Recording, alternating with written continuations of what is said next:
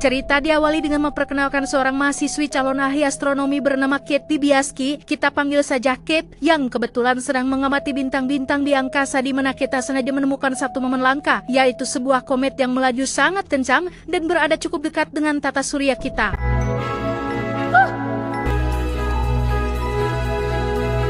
Saat itu juga Kate langsung menunjukkan penemuan komet tersebut kepada dosennya, yaitu Profesor Mindy. Ini orangnya. Mereka semua terlihat mengucapkan selamat kepada Kate sekaligus memberikan nama komet ini dengan nama belakang Kate, yaitu Dibiasky. Jadi namanya Komet Dibiasky. Salah satu mahasiswi pun bertanya, "Prof, bagaimana cara menghitung kecepatan sebuah komet dan dari mana asalnya dan kemana arah melajunya?" Profesor pun langsung melakukan perhitungan untuk menjawab pertanyaan tersebut. Yang alangkah terkejutnya beliau saat menemukan sesuatu yang tidak terduga, bahkan dia sendiri tidak ingin mempercayainya. Entah apa itu, namun Profesor Mindy terlihat panik dan langsung menyuruh pulang semua mahasiswinya kecuali si Kate.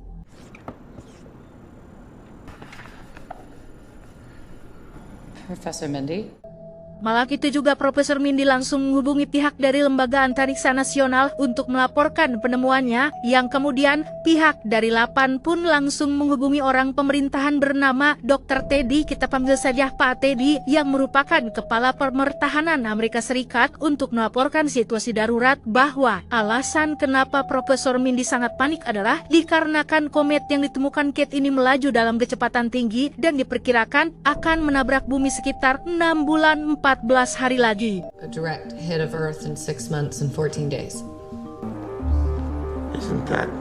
Sekilas ini tampak seperti hal yang biasa karena memang setiap tahun saja ada sekitar 6.100 benda angkasa alias batu meteor yang menabrak bumi, tetapi keburu hancur saat melewati atmosfer dikarenakan ukurannya kecil-kecil. Namun komet yang satu ini ukurannya diperkirakan memiliki lebar sekitar 5-10 km atau setara 100 kali lipat lapangan sepak bola. Bisa dibayangkan, dampak yang ditimbulkan bukan lagi hanya kerusakan, tetapi adalah pemusnahan massal alias kiamat. Orders, I need you both in DC fast. Oh, friend, I got going there. Kate dan Profesor Mindy langsung dipanggil ke Washington DC untuk menemui Presiden Amerika Serikat di Gedung Putih, yang pengalaman ini cukup membuat keduanya deg-degan karena di saat yang sama mereka harus melaporkan informasi darurat ini sekaligus harus bertemu langsung dengan Presiden untuk yang pertama kalinya. Tiba di sana, Kate dan Profesor Mindy langsung disambut oleh Pak Teddy yang merupakan Kepala Pertahanan, berikut dengan seorang jenderal besar yang juga akan ikut pertemuan ini karena saking penting dan daruratnya situasi yang akan mereka hadapi. Namun setelah beberapa jam menunggu, Presiden Amerika Serikat yang kebetulan adalah perempuan pun nampaknya sedang sibuk mengurusi untuk pemilu selanjutnya, sehingga Kate dan kawan-kawan harus kembali menunggu sampai urusan Ibu Presiden selesai. Hello, Mr. President. Berjam-jam menunggu, Ibu Presiden tak kunjung keluar untuk menemui mereka, yang karena perut sudah keroncongan dan memang belum sarapan sama sekali. Bapak Jenderal yang baik hati pun berinisiatif membeli beberapa camilan dan minuman yang katanya dibeli dari kantin White House dan sudah dia talangin dulu, sehingga Profesor Mindy dan Pak Teddy yang tak enak pun mengganti uang Pak Jenderal atas semua camilan-camilan tersebut. Thank you. Here's a 20. Oh, Marine at the guard. Singkat cerita, malam pun tiba. Sajong-jongan menunggu, Ibu Presiden sepertinya memang sangat sibuk sekali hari ini sehingga beliau bahkan tak sempat untuk menemui mereka sebentar. Pak Jenderal yang kebetulan ada rapat di tempat karaoke pun izin untuk pulang duluan dan memohon maaf tidak bisa menemani mereka dalam pertemuan ini. Padahal kehadiran beliau sangat-sangat penting sekali karena ini bukan hanya menyangkut segelintir orang, tetapi keselamatan seluruh makhluk hidup planet bumi, yang nampaknya bagi beliau meeting di tempat karaoke lebih penting ketimbang kiamat. Tell your daughter I said hello. Isn't it? Beberapa jam setelah Pak Jenderal pulang, Kate yang haus pun pergi sendirian ke dapur White House untuk membeli botol minuman, yang ketika Kate bertanya berapa harganya dan kemana dia harus bayar, orang dapur pun mengatakan bahwa semua makanan dan minuman di tempat ini gratis. Ini bukan sekolah atau tempat umum biasa, ini adalah White House, jadi semuanya benar-benar gratis. Yang sungguh betapa syoknya Kate saat menyadari betapa culamitannya met-met si Pak Jenderal. Bahkan dengan gaji dan tunjangan yang besar sebagai orang berpangkat, beliau masih saja tertarik dengan uang-uang receh yang tidak seberapa tersebut. The snacks are free. What? Tak lama, Kepala Staf White House pun memberitahu bahwa Ibu Presiden sudah terlalu lelah hari ini sehingga mereka disuruh untuk menginap dulu di hotel, besok baru boleh kesini lagi, yang karena tak bisa apa-apa, mereka pun hanya bisa menurut dan harus mengikuti schedule-nya Ibu Presiden yang sangat padat sekali. Does the president know why we're here? You gotta be kidding me. Di hotel, Kate sendiri terlihat sedang menelpon kekasihnya untuk memberitahunya bahwa dia akan berada di Washington DC untuk beberapa hari, pun sama dengan Profesor Mindy yang memberitahu istri dan kedua anak pamudanya untuk bersabar karena ini menyangkut keselamatan seluruh umat manusia. Med's working out. I'm a solid 4.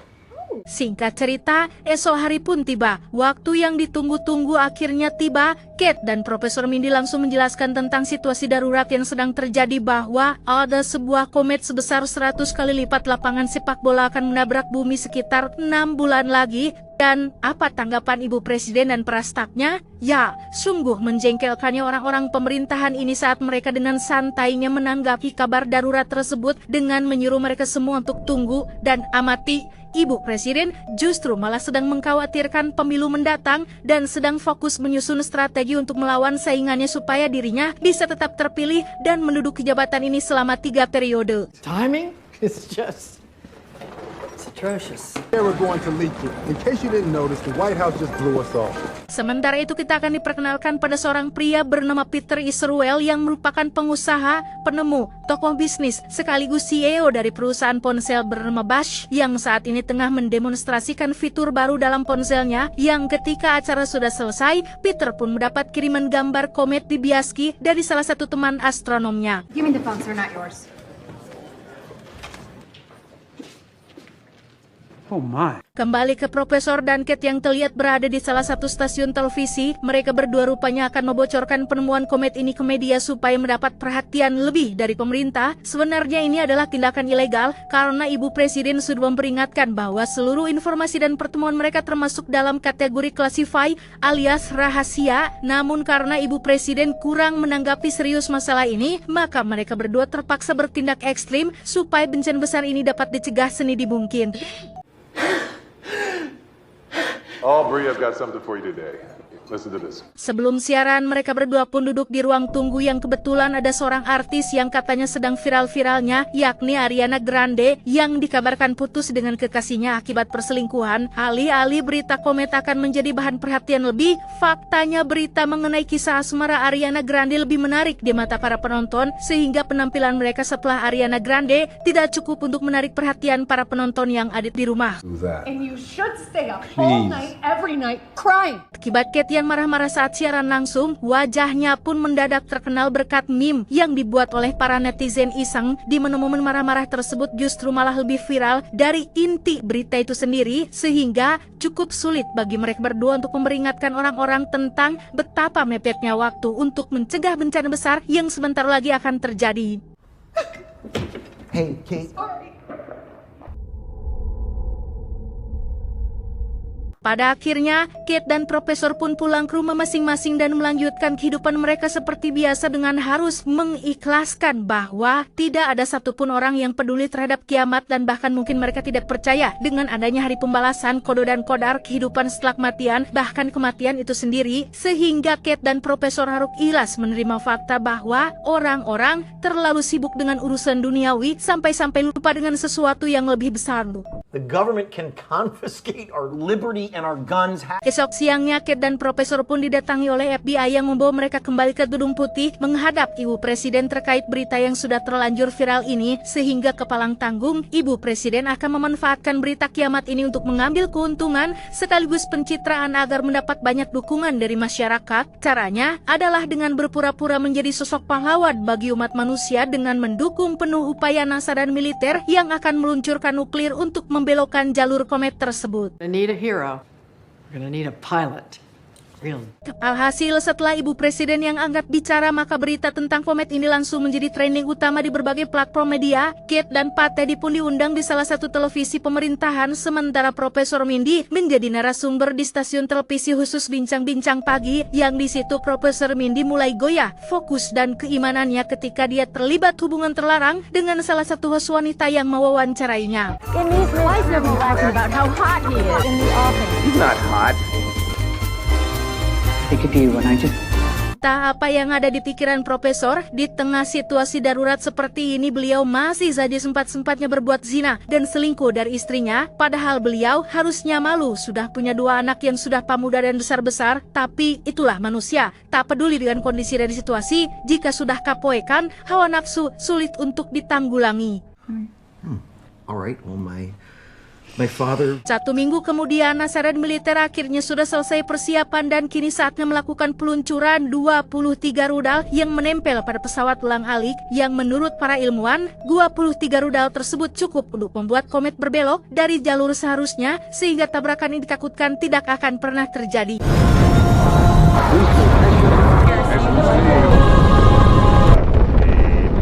Dan ya, semua orang pun bersorak-sorai saat pesawat NASA sudah lepas landas dan sedang dalam perjalanan menuju keluar dari atmosfer. Yang di tengah kebahagiaan itu, muncullah Peter, sang pengusaha ponsel yang memanggil Ibu Presiden secara pribadi. Entah apa yang mereka berdua bicarakan, tetapi tak lama setelah pertemuan itu, pesawat rudal pun tiba-tiba berbelok alias batal diluncurkan yang membuat semua orang menjadi keheranan.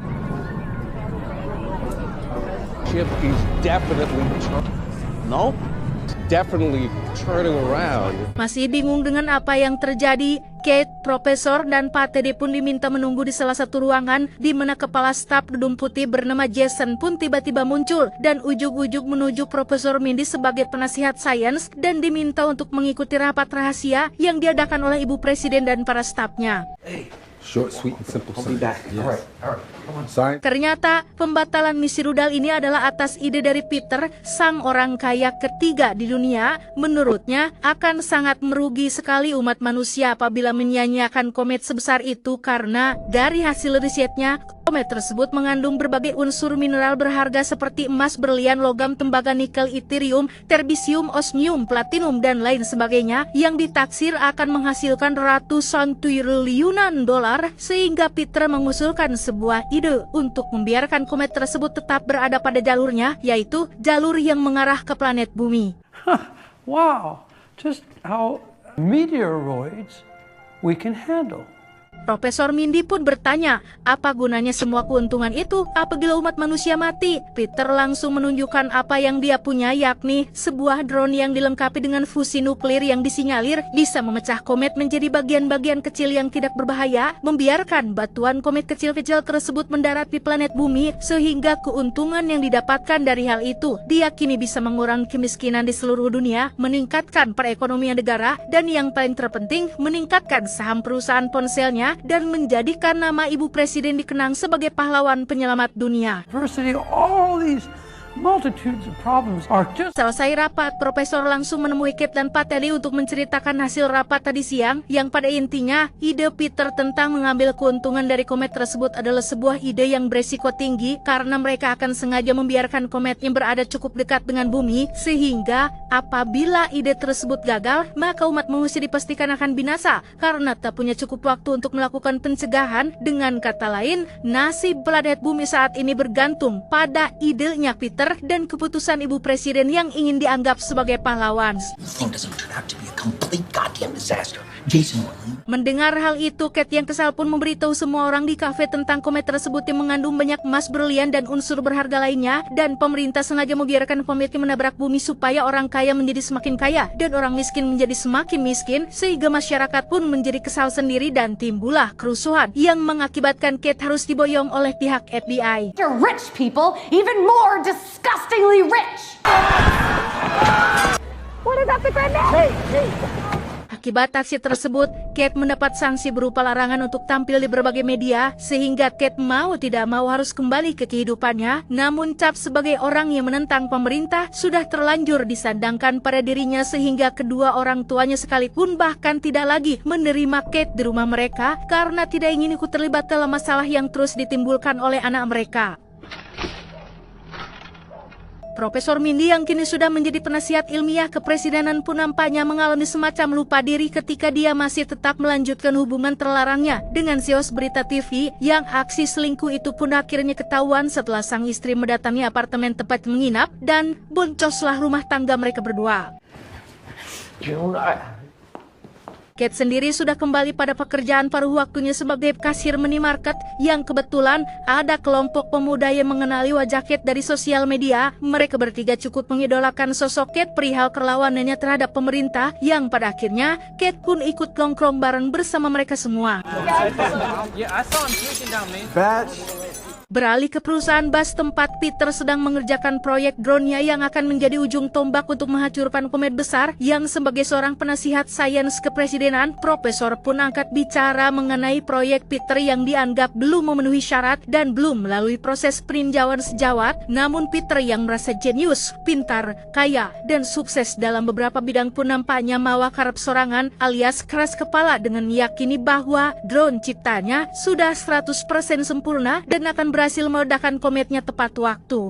You are a lifestyle ideal. Niat hati ingin membantu dan memberikan saran untuk kebaikan kita semua, Profesor Mindy malah mendapat teguran dari Ibu Presiden yang menganggapnya terlalu bawel dan terlalu ngerecokin ide si Peter ini. Padahal sebagai seorang ilmuwan, sudah jadi tugas Profesor untuk menilai dan memvalidasi sesuatu yang karena sarannya sedikit pun tidak didengar, Profesor Mindy pun sengaja menghadiri acara TV selingkuhannya untuk menjadi narasumber dan mencurahkan isi hatinya tentang semua orang yang terlalu menganggap sepele dan main-main akan situasi darurat yang terjadi saat ini. Profesor pun dipecat dari jabatannya sebagai penasihat karena dianggap menentang keputusan presiden yang tepat pada malam Jumat 2 bulan sebelum tabrakan. Komet berukuran besar itu pun sudah mulai terlihat dengan jelas di langit malam, sehingga sebagian orang yang masih berakal sehat pun mulai mendesak pemerintah untuk segera lakukan tindakan pencegahan. Sementara di sisi lain, yakni para pendukung Ibu Presiden justru malah membuat gerakan sendiri yang bertajuk Don't Look Up, yang artinya jangan lihat ke atas, yang merupakan sebagai simbol bahwa mereka, para pendukung presiden, tidak takut, tidak panik, dan tidak percaya dengan adanya kiamat. There it is! Just look up! Don't look up! Don't look up! Is that the problem?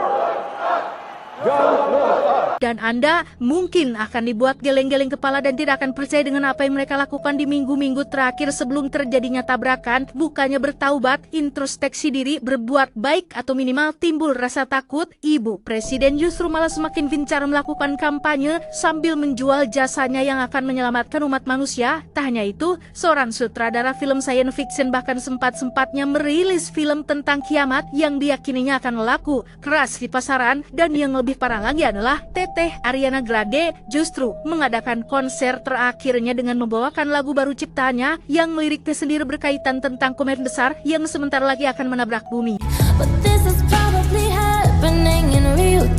Singkat cerita, waktu sudah memasuki hari ketiga sebelum tabrakan, di mana Pak Teddy baru saja mendapat kabar buruk bahwa Ibu Presiden dan Peter memutuskan kerjasama dengan negara-negara lain demi untuk bisa menguasai hasil mineralnya sendirian. Awalnya negara-negara seperti Rusia, Korea, India, dan beberapa negara lain bermaksud untuk membantu dengan akan melakukan misi gabungan demi untuk mencegah kalau drone canggih milik Peter gagal mencegah tabrakan. Tetapi karena Peter dan Ibu Presiden egois, sekarang umat manusia benar-benar menggantungkan harapan dan keselamatan mereka kepada drone-nya si Peter yang bahkan belum dilakukan peninjauan oleh para ahli dan ilmuwan terkemuka di dunia.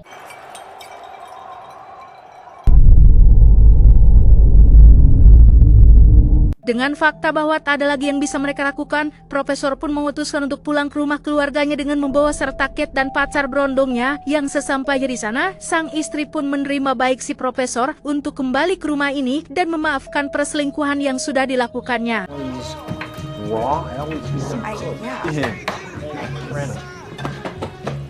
Bersamaan dengan itu, Peter dan Ibu Presiden sendiri nampak sangat bahagia sekali karena sebentar lagi peluncuran 30 drone ke angkasa akan segera dilakukan. Dan setelah semua ini berakhir, Peter pastinya akan menjadi orang paling kaya sedunia dan Ibu Presiden akan menjadi pemimpin negara paling berjasa dalam sejarah.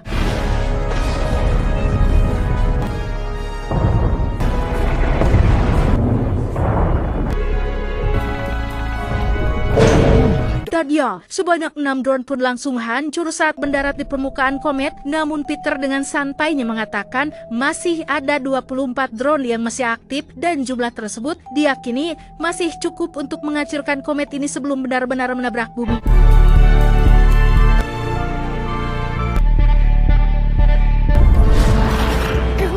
Tak lama setelah ledakan terjadi, para pengawas melaporkan bahwa kometnya masih utuh dan ledakan drone tadi hanya menghancurkan sekitar 2% saja dari keseluruhan tubuh komet ini.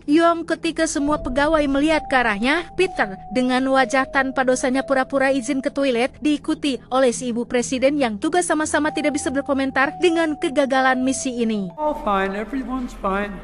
It's gonna be all right.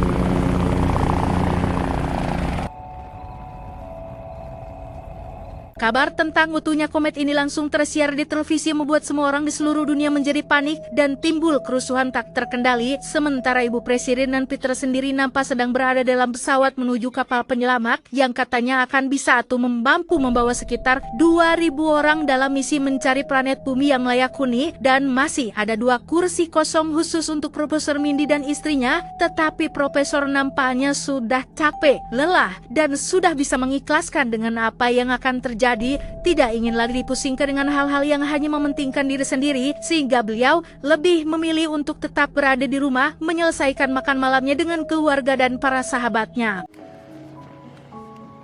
I'm not kidding.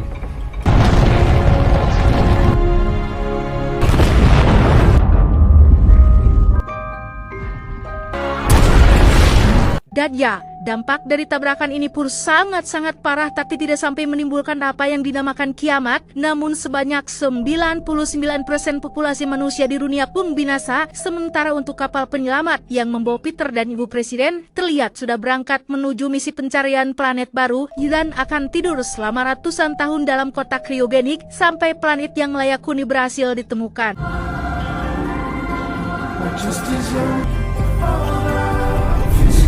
22.740 tahun kemudian, kapal penyelamat akhirnya tiba di sebuah planet yang berada jutaan tahun cahaya dari tata surya, di mana planet tersebut dianggap layak huni karena terdapat kehidupan, oksigen yang cocok, gravitasi yang sesuai, atmosfer yang memadai. Namun yang mereka tidak tahu adalah masih banyak binatang ganas yang hidup di planet ini, sehingga perjalanan jauh Peter, ibu presiden, dan 2.000 orang kaya yang ikut serta harus sia-sia setelah dimakan oleh para makhluk buas yang ada di planet asing ini.